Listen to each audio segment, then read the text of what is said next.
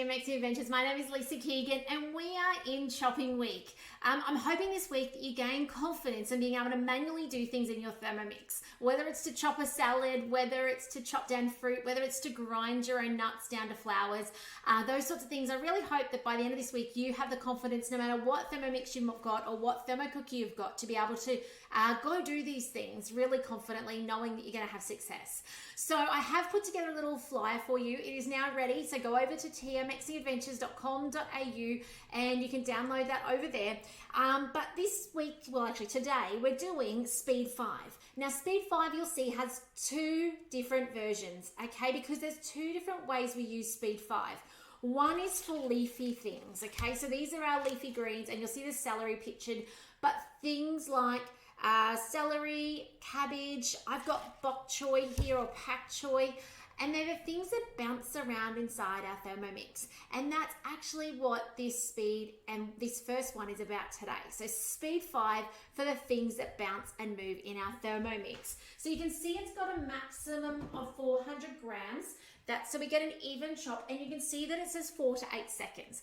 Again, this comes down to the texture you want to finish with.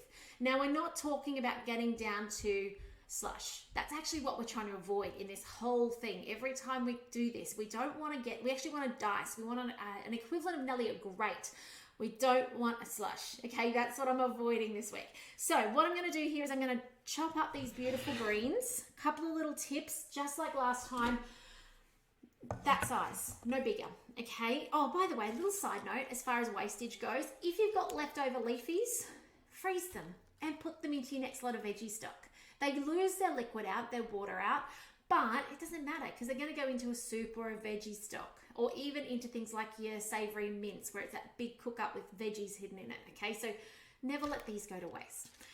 So what we're going to do is we're going to chop down in approximately the size of the front, remember from yesterday, which fits down the blade shaft. You can be a little bit more generous, but that's about it. So down it goes, and I'm going to leave the bottom because often these are homegrown, and often the bottom has little black bits in it where little bugs have been in there. And by the way, this can be growing. If you put this in a plate of water, it will actually regrow when you plant out the middle.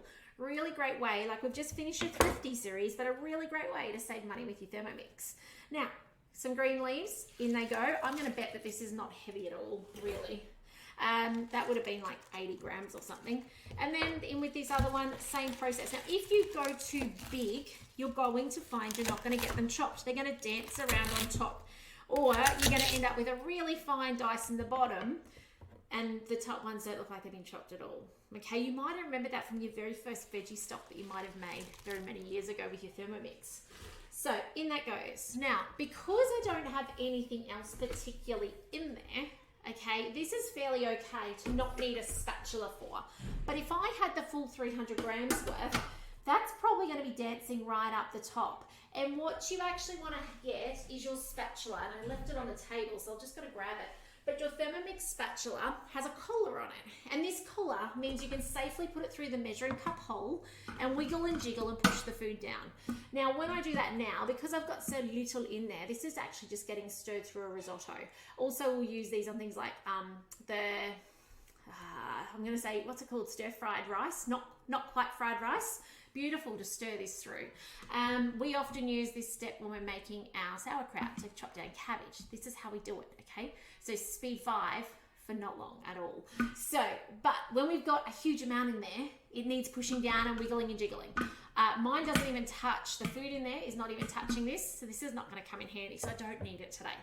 But looking at the timings, you've got 4 to 8 seconds. 8 seconds if you wanted a fine dice, like you'd expect in a coleslaw, okay? 4 seconds if you want it roughly torn. So we'll go with 4 seconds and I'll show you the difference. So 4 seconds, oh actually just on that note as well, the 8 seconds is also more so if you've got an entire bowl full. If you've got that whole fluffy bowl of cabbage leaves, it's going to take 8 seconds because you're going to be wiggling and jiggling that spatula in the top to push it down. I've got so little, 4 seconds I think will be enough. But let's have a look. So Speed 5 is our speed today. Let's do this. And to me, can you hear how that was done by the end? That's what I was looking for. How cool is that? So wait for those arms to open and reveal the magic. But if I'm going to say, if you've got a massive bowl worth, it's going to take 8 seconds, okay? So chopped, ready to go. Let's just scrape this out and I'll show you what it looks like. Oh, it looks amazing. Nothing better than some chopped greens ready to go in a salad. Now, because I had a little bit, I'm going to be honest with you guys, because I had a little bit less in there than probably, you know, what my recipe card calls for, that might be a little bit too fine for what you're after. That'd be perfect for my sauerkraut though. It really depends. So when I take a photo of this at the end, have a look and go, you know what, would I like it that texture? Is that what I'm after? This would be perfect for stirring through a stir fry, putting into a dinner, those sorts of things. Stirring through rice, putting on, we often toss it through our sushi. Okay, so that's actually perfect for that. But you decide. Okay, you now know what speed 5, 4 seconds looks like with about, I'm going to say 100 grams, maybe 150 grams of leafy greens in there. Okay, so this is leafy greens today. Tomorrow we move on to the solid veggies and the onion and garlic. Okay, so come back tomorrow and learn about that. But otherwise, thanks for joining me today. I hope you've taken away some tips and hints for your Thermomixing. I'm going to end it right there today. But my name's Lisa Keegan. Thanks for joining me today. Go check this out at my website, tmxadventures.com.au, and let me know if you've got any questions on getting more and more out of your Thermomix. But otherwise, we'll see you tomorrow for Speed 5, more chopping, hard veggies instead. So take care, and we'll see you then. Bye for now.